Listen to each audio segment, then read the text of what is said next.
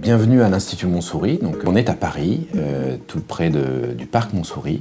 On est, comme les hôpitaux publics, un accès facile pour tous, sans dépassement d'honoraires. Nous sommes 2 chirurgiens dans l'équipe, le Dr Ferraz et moi-même. La première étape du parcours d'un patient qui veut être pris en charge pour ses problèmes d'obésité, c'est une réunion qui se déroule sous forme d'une conférence où on parle de tous ces enjeux, où j'explique le parcours dans le détail, avec tout un dossier qui est remis à chaque patient, avec tous les contacts, les numéros de téléphone, des ordonnances avec tous les examens qui sont à réaliser près de chez soi pour la plupart. Donc vraiment faire ces 2 éléments, les examens en externe près de chez soi et puis la prise de rendez-vous pour faire cette hospitalisation à l'Institut Montsouris pendant 2 jours. Mais comme c'est une prise en charge qui est globale, il y a toute une équipe multidisciplinaire qui vient se greffer sur cette évaluation et ce suivi. C'est des consultations répétées sur une période courte et qui est très intéressante en termes d'information et de confiance. Quand vous allez arriver, je vais vous accueillir. Vous avez dû avoir un courrier qui vous explique le parcours et surtout les intervenants que vous allez rencontrer. Et moi, je vais vous guider pendant votre hospitalisation. Je suis Véronique Abahir, je suis infirmière en chirurgie digestive et thoracique. On est dans une démarche de bienveillance. Vous êtes prévenu de tout ce qu'on fait pour vous. Vous allez prendre vos rendez-vous avec les praticiens, notamment le psychiatre. Donc lui, il évalue et il dit « OK pour rentrer » ou « Non, il vaut mieux attendre et régler les problèmes ». Je suis le psychiatre addictologue du parcours et je vais discuter avec vous de vos difficultés éventuelles sur le plan psychologique qui pourraient nécessiter des soins complémentaires avant d'entamer la démarche directe de chirurgie.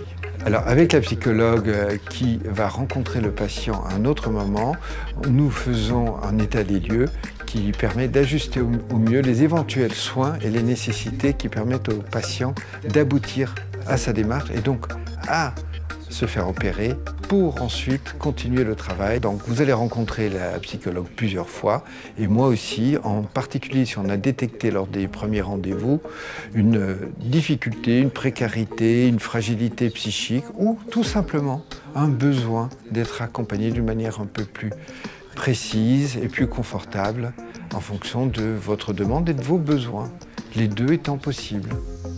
On voit également un médecin nutritionniste en consultation pendant l'hospitalisation. Je suis Ariane Davout, je suis un des médecins nutritionnistes de l'IMR. On va devoir vous prendre en charge de façon globale et donc je suis là pour faire le point avec vous sur ce dont vous allez avoir besoin.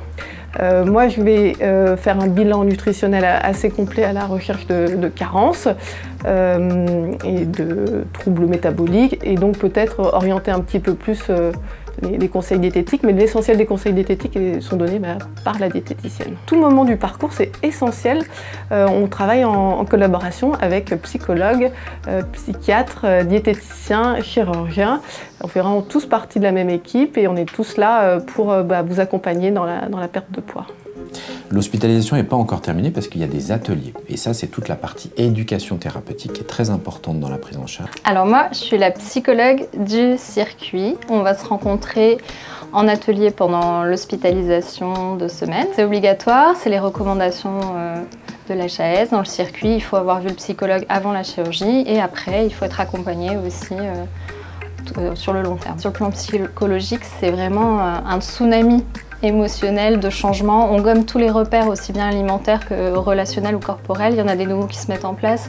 Et ça, même si c'est un changement positif pour un mieux-être, c'est quand même quelque chose qui perturbe beaucoup le patient et qui a besoin d'être guidé, qu'on balise un peu le terrain.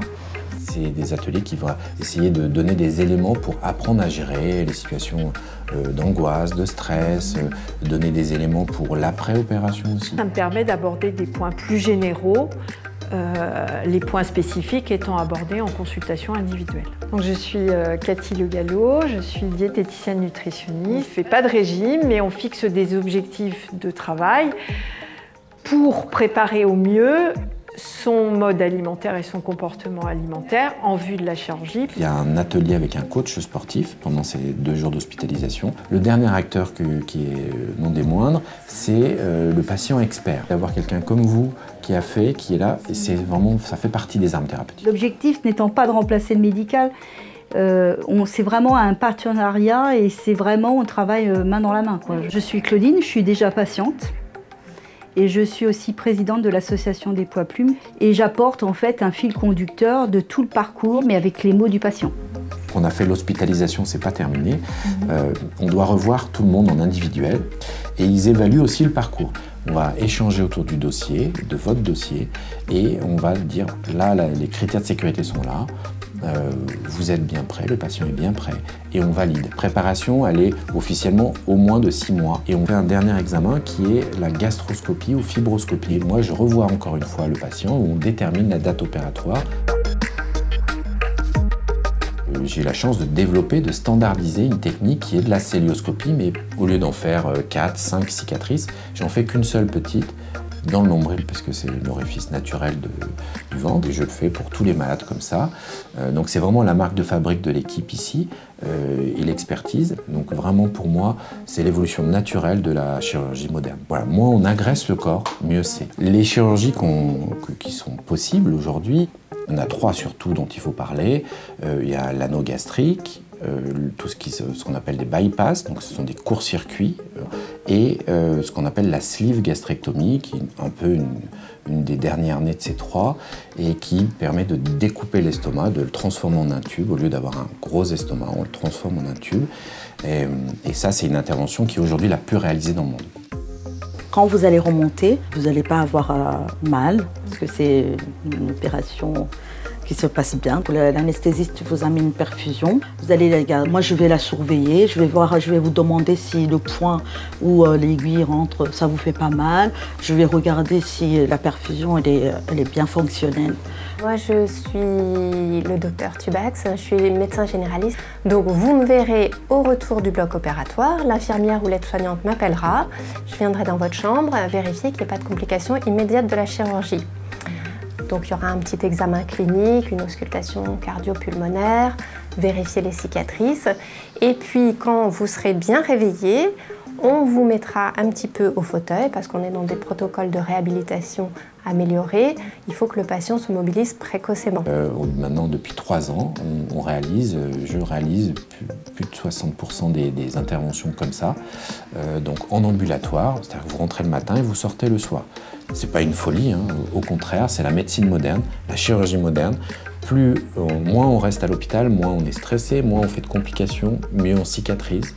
Donc ça, c'est des données qui sont publiées. Donc vraiment, le fait de rentrer chez soi le plus tôt possible, c'est très positif. Alors, dès que vous sortez de l'hôpital, vous allez appeler l'infirmière libérale et elle va se rendre chez vous pour vous faire les premiers soins. Les premiers soins qui ont été prescrits par le médecin. Elle va faire les soins avec le matériel que nous aurons mis en place chez vous 2 jours avant votre intervention chirurgicale. Les professionnels de santé qui interviennent à domicile sont des professionnels de santé qui ont toutes les qualités pour vous assurer des soins tels que prescrits par votre chirurgien. À domicile, l'infirmière qui est diligentée pour vous, elle le passe 2 à 3 fois dans la journée et elle ne pense qu'à vous. Et elle vient que pour vous. Elle gère la perfusion, elle répond à vos questions et elle a du temps pour vous. Et ça, c'est vraiment ce qui fait la meilleure qualité pour moi en termes de surveillance. Après, finalement, tout commence. Et ça, c'est très important de le savoir. Et le suivi, c'est l'essentiel dans la prise en charge. Et le suivi, on ne peut pas le faire sans vous. Et c'est à vous d'appeler, c'est à vous de prendre les rendez-vous, c'est à vous de tout orchestrer. Alors ces rendez-vous, il y a tout un déroulé qui est formalisé qu'on vous donne. Par la suite, ça va être un suivi annuel. Et c'est à vous de prendre les rendez-vous. Vous devez appeler pour faire une hospitalisation du jour. C'est-à-dire qu'on va vous hospitaliser pendant la journée. Une journée, vous rentrez le matin, vous sortez vers 17h et on fait des examens. Donc on fait une prise de sang, vous voyez la diététicienne, la psychologue, le médecin nutritionniste. On fait l'impédance-métrie. On refait aussi un scanner pour vérifier qu'il n'y ait pas de complications parce que c'est vraiment vous, patient, qui êtes le chef de ça.